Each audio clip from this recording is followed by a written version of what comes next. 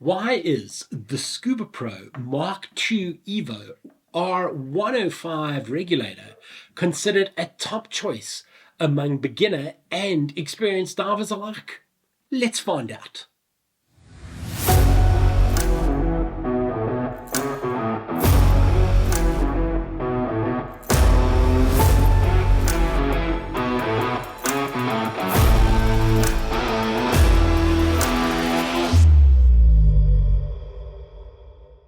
Hey guys, you're with me, Kevin, your scuba professional, and today we're here to have a look at the Mark II EVO with R105 Regulator.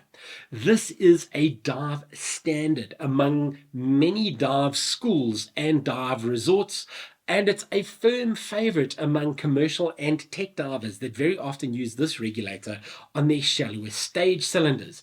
The reason both sectors of the industry use this regulator is quite simple. Quite frankly, these units are bulletproof. The Mark II EVO is a piston-based first stage, which means there's literally one working part here. There's a piston that moves up and down to reduce the pressure to allow it to come to a downstream valve in your regulator. So there is minimal parts, minimal to go wrong, which makes them super reliable. Your Mark II EVO is being made freeze resistant as part of the Scubapro design, so you can dive this in cold water. I wouldn't put this to water close to freezing, but you can dive this unit in frigid waters as well. Not completely environmentally sealed, but the design of it will prevent or reduce the chances of it freezing.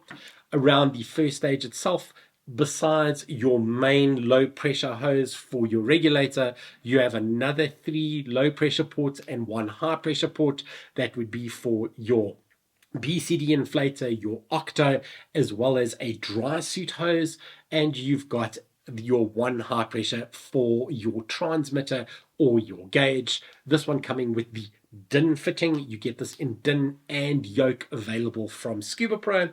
You've got the standard rubber hose going down to the new Scubapro R105 Octo.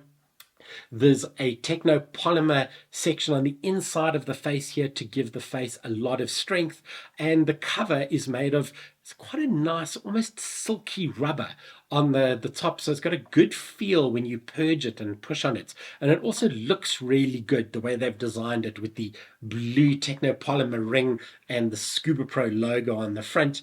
Besides looking good, this would be very resistant to damage and cracking over the years from constant purging if students are using it, or if it's being used in a dive resort where quite often the gear isn't as well looked after as to someone that owns their own gear.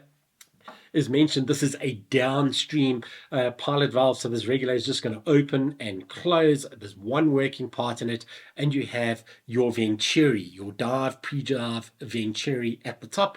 I'm often asked, what is the venturi? Essentially what that is, it's a little paddle, the best way I can explain it, on the inside of the regulator that just turns backwards and forwards. If it's flat, that would be in your dive position. It would allow air in really easily. When you lift it up, it almost creates a small barrier, so it increases the wind resistance, and that will reduce the chances of free flowing of the regulator if it's out your mouth, if it comes out your mouth underwater, or if you were diving into a strong current. Your dive, pre-dive can be adjusted. It's really difficult for you as a diver to be able to tell if you've got it on dive or pre-dive when you are out in the water, but it's just via diving habit, you'll get used to turning it on and off as you go. It's got Scubapro's Comfy Bite mouthpiece and their reusable clip on the top for replacing mouthpieces if you need, and a scratch resistant section to blow the bubbles out each side. And this regulator can be configured on the left or right hand side, so if you were using this on a stage or a deco cylinder, or for shallow side mount diving, you could very easily swap the hose on each side of the regulator depending on the configuration that you want. So this regulator is rated as a standard recreational regulator any diver could use it up to 40 meters and they would have absolutely no problems at all. The differences between these and the balanced ones is actually just so slight that it's really difficult to tell unless you are a super experienced diver, but your average diver would not be able to tell the difference between this or a high-end regulator, and it just works really well. Scubapro now releasing these regulators with a 2-year service interval or 100 dives, whichever comes first, and that can make up a massive difference in saving compared to the other brands if you've got this regulator for a few years. If you guys like the rig, just check out those links below. We've got all our affiliate links where these rigs are for sale, because we know that these are going to be super popular across the dive industry. So there you have it, the Mark II EVO with the R105 regulator, a favorite amongst dive centers and high-end professional divers alike.